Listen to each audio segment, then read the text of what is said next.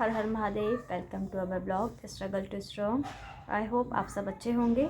और आज का जो ब्लॉग है वो है उत्तराखंड में निकली है पीआरटी वैकेंसी, जो कि जिन्होंने भी डीएलएड किया है 1 to 5 मतलब बच्चों को पढ़ाने के लिए, तो उनके लिए वैकेंसी आई है 1600। उन्होंने अनाउंस किया था कि 9 नवंबर से पहले पहले वैकेंसी आउट हो जाएगी, तो वैसा ही हुआ है। और 8 नवंबर को सभी ज़िलों ने अपनी वैकेंसी रिलीज़ कर दी थी। विज्ञप्तियाँ जो थी वो रिलीज़ हो गई थी। और मतलब कहीं काफ़ी मतलब 1649 पदों पर, मतलब टोटल 1649 नहीं है, थोड़े ज़्यादा भी हैं थोड़े कम भी हैं। बट ये है कि वो फ्रेश भी, मतलब फ्रेश कहा गया था लेकिन वो फ्रेश नहीं है, उसमें बैकलॉग के भी पद ऐड किए गए हैं। तो बस चलो 1649 कुछ तो आई है, ना आने से बेहतर है कि कुछ आना, और कुछ आई है। और उसमें जो कि मतलब जो फॉर्म की लास्ट डेट है वो कई ज़िलों में 28 है, कई में 29 है और कई में 30 है। मतलब कि जैसे वहाँ पर 13 ज़िले हैं उत्तराखंड में, तो 13 ज़िलों में से 3 ज़िले हम जनरल कैटेगरी से हैं, तो 3 ज़िलों में तो मतलब जनरल वालों के लिए सीट नहीं है। जैसे यूएस नगर, उधम सिंह नगर और हरिद्वार और देहरादून, यहाँ पर वैकेंसी नहीं है जनरल वालों के लिए। और बाकी सभी डिस्ट्रिक्ट में है, किसी में 40 हैं, किसी में 44, किसी में 56, किसी में 100+ भी है। जैसे अल्मोड़ा में 100+ है, मतलब टोटल वैकेंसी है नहीं, जनरल की है, टोटल जनरल में है 100+ है। और ये देखिए हम भी तैयारी में लग गए हैं। ये आ चुके हैं 10 ज़िलों के लिए स्मॉल एनवलप, और ये आ गए हैं बड़े एनवलप। अभी तक हमने मतलब तैयारी 50% की है, अभी 50% रह गई है, क्योंकि फॉर्म फिलअप करना है, उनमें पिक्चर पेस्ट करनी है, सिग्नेचर करने हैं और डाक टिकट लगाना है, तो वो सब चीज़ें अभी रह रही है।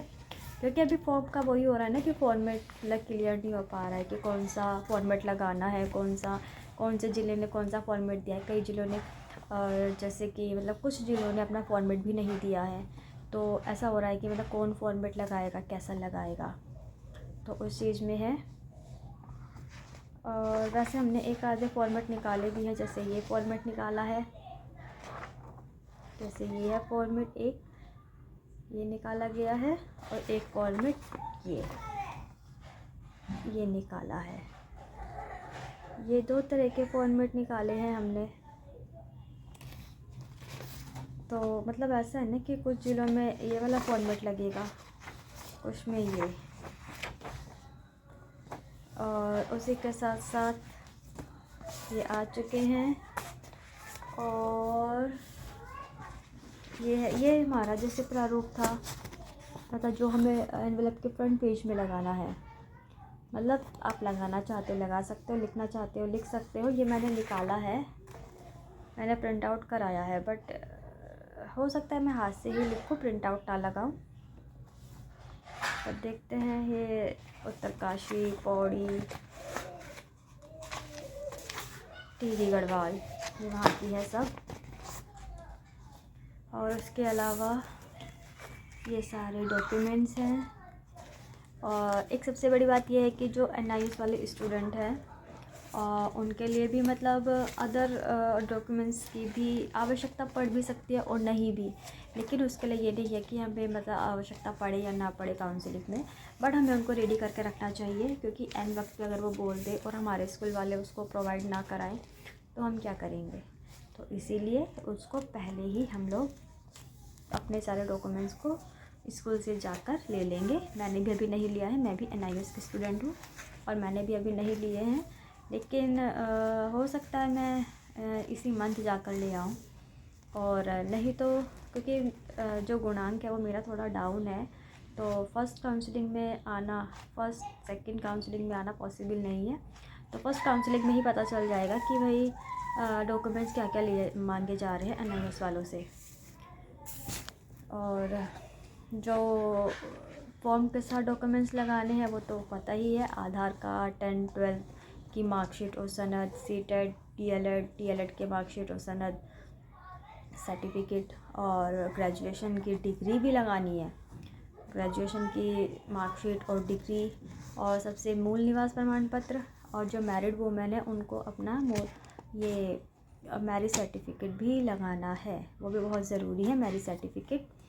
और उसके साथ आपको मूल्य एम्प्लॉयमेंट रजिस्ट्रेशन, जो कि अभी आपके पास टाइम है, 29 तारीख उसकी लास्ट डेट है।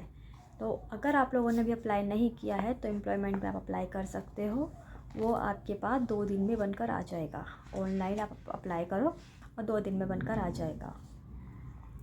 और उसी के साथ आपको मतलब जो जनरल वाले हैं उनको 10 ज़िलों से फॉर्म फिल करने हैं, और 3 ज़िलों से नहीं, 3 ज़िलों में यूएस नगर, हरिद्वार और देहरादून, यहाँ पर बैकलॉग के पद हैं।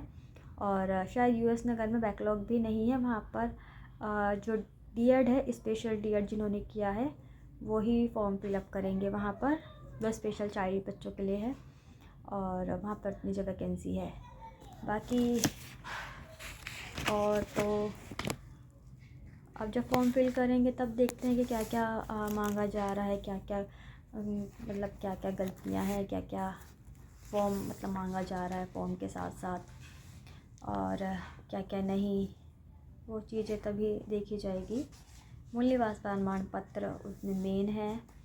तो जो भी एलिजिबल हैं, जिनके पास वो सारे डॉक्यूमेंट्स हैं, और जो मतलब ऐसा है ना कि उत्तराखंड से बाहर भी जिन्होंने डीएलएड किया है, चाहे वो यूपी हो, चाहे हरियाणा हो, चाहे पंजाब हो, कहीं भी हो, अगर आपने डबल डोमिसाइल यूज़ नहीं किया है, मतलब आपने उत्तराखंड का डोमिसाइल बनाया है, उससे अलग अगर आपने यूपी का डोमिसाइल बनाया है या कोई भी डोमिसाइल बनाया है, तो आप इस भर्ती में पार्टिसिपेट मत करना, क्योंकि इस बार जो है वो बहुत ज़्यादा सख्ताई हो चुकी है। और मतलब डोमिसाइल अगर आप एक वो फॉर्म भी भरवाते हैं, अगर आपने अदर डोमिसाइल भी यूज़ किया है डीएलएड के लिए, तो आपकी मतलब जॉब शायद हट तो जाएगी ही, वो कोर्ट केस भी कर सकते हैं। तो आप मतलब ये नहीं है कि आप मतलब नहीं भर सकते फॉर्म, बस ये है कि आप ये श्योर रहना कि अगर आपने डबल डोमिसाइल यूज़ नहीं किया है तो आप बिल्कुल एलिजिबल हो, अगर आपके पास उत्तराखंड का मूल निवास प्रमाण पत्र है।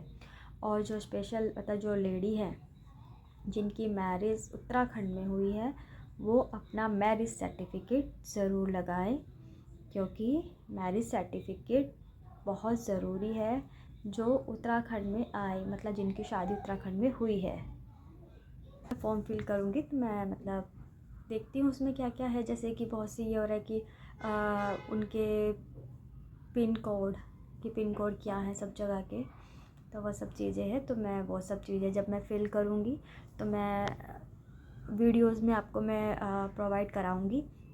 अगर आपको लग रहा है कि हाँ जो वीडियो है वो बहुत मतलब अच्छी है, इन्फॉर्मेशन आपको अगर अच्छी लगी हो, तो प्लीज़ वीडियो को लाइक, सब्सक्राइब एंड शेयर ज़रूर कीजिएगा, और प्लीज़ सब्सक्राइब ज़रूर कीजिएगा।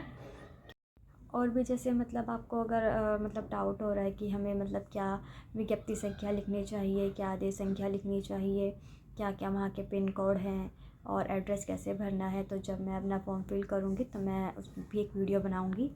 और अगर आपको लग रहा है कि मतलब वीडियो आपको इन्फॉर्मेटिव लगी, कि आपको इन्फॉर्मेशन मिली है कुछ, तो प्लीज़ मेरे यूट्यूब चैनल को प्लीज़ लाइक, सब्सक्राइब और शेयर कीजिएगा।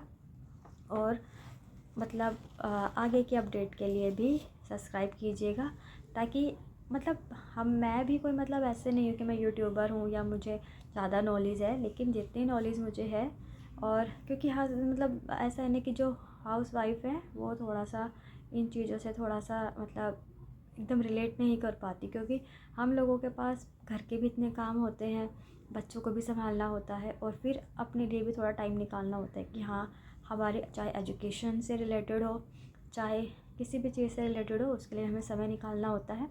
तो इसलिए कई बार मतलब ऐसा हो रहा है कि बहुत सी जो मैरिड वुमेन है वो थोड़ा सा परेशान है कि मतलब फॉर्म को कैसे फिल करना है, उसमें हमें क्या क्या डॉक्यूमेंट्स रखने हैं, हमारी शादी हुई है, हमारे पास ये डॉक्यूमेंट्स नहीं है, वो डॉक्यूमेंट्स नहीं है। सबसे अच्छी बात तो ये है कि अगर आपके पास मैरिज सर्टिफिकेट नहीं है तो आप यूसीसी की साइट पर जाकर मैरिज सर्टिफिकेट बना सकते हो, जो कि आपके पास 3 या 4 दिन में आपके पास बनकर आ जाएगा।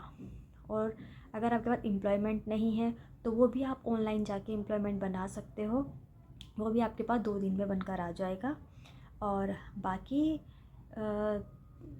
बाकी डॉक्यूमेंट्स तो आपके पास अपने होंगे ही, चाहे वो 10th-12th हो, चाहे डीएलएड की डिग्री हो। डीएलएड की डिग्री और सर्टिफिकेट अगर जो एनआईएस से है, अगर उन्होंने अपना सर्टिफिकेट नहीं लिया है तो वो अपने जहाँ से उन्होंने डीएलएड किया है वहाँ से जाकर ले सकते हैं। वहाँ पर अपना कोई भी अपना एडमिट कार्ड देकर आप ले सकते हो। और अगर आप बाकी तो बस ये है कि हाँ, एनआईएस वालों को थोड़े अपने डॉक्यूमेंट रेडी रखने पड़ेंगे। इसलिए नहीं रखने हैं कि आपको वहाँ पर दिखाए जाना है, इसलिए नहीं, वो आपके पास अपने आप मतलब आपको अपने लिए रखने होंगे, ताकि एंड वक्त पे आपको मतलब ऐसा होता है ना कि एक जरा सी भी गलती ऐसा ना हो जाए कि आप हम पे भारी पड़ जाए। इसलिए किसी की बातें मत सुनो कि नहीं बनाने हैं या बनाने हैं, आप अपने दिल की सुनो। अगर आपको लग रहा है कि हाँ मैं बना के रख सकती हूँ तो बना लीजिएगा और रख लीजिएगा। क्योंकि मतलब हर यूट्यूबर ऐसे ही बोल रहे हैं कि नहीं, ज़रूरत नहीं पड़ेगी इस बार काउंसलिंग में, या ज़रूरत पड़ेगी, तो ऐसा कुछ नहीं है। आप अगर, क्योंकि बहुत सा का स्कूल बंद भी हो चुका है कि भाई अब वो कहाँ से बनाए, क्या करें, बहुत ने स्कूल भी छोड़। मैंने खुद 2017 में मैंने ज्वाइन किया था, मुझे भी नहीं पता था कोई ऐसा कोर्स आने वाला है।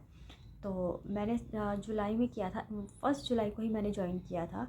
और ये जो हम आया था ये सितंबर से शुरू हुआ है। तो ये लकी था कि हाँ, मैंने सितंबर में कोर्स शुरू होना था, उससे पहले मैं जुलाई में एडमिशन लिया। मैं जुलाई में मैंने ज्वाइन किया। और ऐसा नहीं है कि मतलब पूरे जेन्युइन है हमारे, अगर हमने वहाँ स्कूल में पढ़ाया है तो सिग्नेचर होते हैं वहाँ पर, वो सिग्नेचर पूरे हैं। जहाँ तक हमने वहाँ जहाँ जब से स्टार्ट किया था और जब एंड किया वो तब तक हमारे सिग्नेचर हैं। अटेंडेंस जो लगती थी टीचर्स की वो है वहाँ पर। और मतलब ये कोर्स तो बाद में आया था, लेकिन हम उससे पहले ही स्कूल में लग चुके थे पढ़ाने के लिए। और ये है कि ये 10 अगस्त से सितंबर से है, हाँ 10 सितंबर से है। लेकिन मतलब ये है कि अगर आपने 9 सितंबर को भी स्कूल ज्वाइन किया है तो अभी आपने अगर एनआईएस से डीएलएड किया है तो आप भी आप वैलिड हो। तो ऐसे कुछ भी मतलब ऐसा कोई प्रेशर होने की या कोई प्रेशर लेने की कोई चिंता की बात नहीं है। हाँ, उनके लिए थोड़ा सा है कि जिनके पास डॉक्यूमेंट्स नहीं हैं और उनके स्कूल कोरोना काल में बंद हो गए, वो क्या करें। तो उसके लिए आपको मतलब थोड़ा सा एफ़र्ट लगाने पड़ेंगे कि आपको पता करना पड़ेगा कि कहाँ से। वैसे तो देखो मतलब ऐसा नहीं है कि इस बार मांगे जाएं, बट हाँ इतना तो है ना कि कोई ना कोई डॉक्यूमेंट्स तो वो मांगेंगे। अगर जैसे एक्सपीरियंस लेटर भी ले सकते हैं वो भी तो अगर आपके पास वो है तो वो भी चल जाएगा। बाकी तो देखते हैं कि अभी मतलब वैसे तो हमें पता है कि क्या क्या उन्होंने मांगा है, लेकिन हमें ये श्योरिटी नहीं है ना कि वो इस बार काउंसलिंग में मांग रहे हैं या नहीं। बट इतना हम लोगों को पता है कि जैसे जॉइनिंग लेटर, विभाग का अनुमोदन और विज्ञप्ति संख्या और टाइम टेबल, अटेंडेंस, डायरी और सैलरी स्लिप, ये 7 चीज़ें मांगी गई हैं। बट और एक्सपीरियंस लेटर, 8 चीज़ें मांगी गई हैं। बट अब देखते हैं कि काउंसलिंग में किस चीज़ को वो मांग रहे हैं कि आपके पास क्या होना चाहिए। हो सकता है कि वो बोले कि एक ही डॉक्यूमेंट्स ज़रूरी हो, ऐसा भी हो सकता है। बट देखते हैं कि अब फाइनली कि मतलब कब क्या हो रहा है, एंड टाइम पे क्या चीज़ें मांगी जा रही हैं, वो हमें सिर्फ काउंसलिंग में ही पता चल सकता है। उससे पहले हम भी मतलब सिर्फ बोल सकते हैं, सिर्फ माइंड में थॉट ला सकते हैं कि अरे क्या मांगा जा रहा है क्या। बट ऐसा नहीं है कि क्या मांगा जा रहा है क्या नहीं, वो तो बाद में ही पता चलेगा काउंसलिंग में। जब फर्स्ट काउंसलिंग की लिस्ट आएगी उसमें शायद वो मेंशन कर देंगे कि एनआईएस वालों को क्या क्या डॉक्यूमेंट्स लाने हैं। उससे पहले बेफिक्र होकर, अगर आपके पास सब कुछ है, अगर आप एलिजिबल हो, आपके पास हर डॉक्यूमेंट्स है, तो फॉर्म फिल कीजिए। आपके अगर गुणांक कम है या ज़्यादा वो समय पर डिपेंड करेंगे कि कितने गुणांक तक जाएगा। मेरे गुणांक 70 से ऊपर हैं, तो अभी मैं भी मतलब बहुत, क्योंकि बहुत से ऐसे बोल रहे हैं कि 80% जिस तरीके के सीट आई है तो ऐसा लग रहा है कि शायद मतलब 75 तक सेफ होंगे। मेरा 75 से नीचे है और 70 से ऊपर है। तो देखते हैं कि हम मतलब कहाँ तक लिस्ट मतलब जो काउंसलिंग आती है वो कहाँ तक, क्योंकि जो पोस्टेज हैं वो जनरल में थोड़ा कम है, बट देखते हैं क्या होता है। तो अगर आपको वीडियो इन्फॉर्मेटिव लगी हो तो प्लीज़ मेरे इस चैनल को लाइक, सब्सक्राइब एंड शेयर कीजिएगा। धन्यवाद। और आगे की इन्फॉर्मेशन के जुड़ने के लिए मुझे सब्सक्राइब ज़रूर कीजिएगा। धन्यवाद।